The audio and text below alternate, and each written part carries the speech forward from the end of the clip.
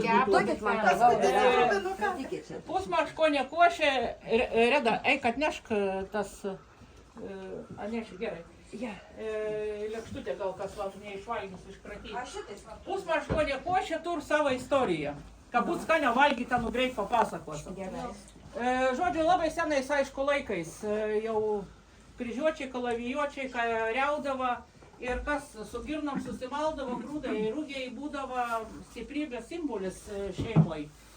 Rūgis duoda labai daug energijos, sveikatas. Turiu pavyzdžių, kaip pasigyda su rūginiais miltais iš tikrųjų po visokių lygų, kaip ir gyvuliams sveika yra, nebereik veterinarijai vesti, tai nevesti ir nekviesti.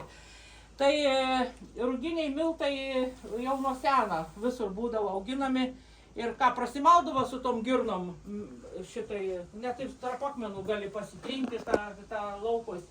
Ir prisipildavo kareiviai į tus marškinius, tokius, kaip mano dabar suknelį, plačią rankovėm. Ja.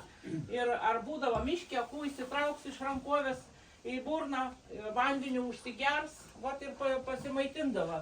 O jeigu priešas užpuldavo, irgi būdavo geras šansas. Jeigu kirsi rankovę, arba pats įsitrauks į akis.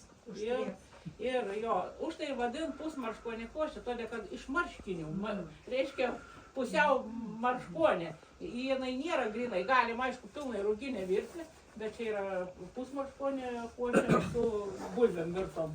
Aš pradą nešiau jaučiu, kad šaukštą. Čia su šaukštu. Tai va,